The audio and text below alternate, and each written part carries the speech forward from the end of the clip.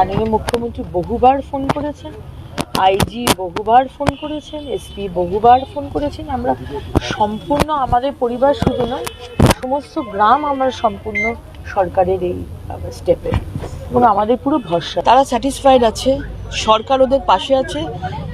আজকে মুখ্যমন্ত্রী আসছেন, পরিবর্তনের বাংলা আপনারা দেখতে পাবেন। তবে আগামী দিনে কোনো লোক চোখ তুলে দেখতে না পারে এরম আস্থা রেখেছে পুরোপুরি আস্থা, পুরোপুরি।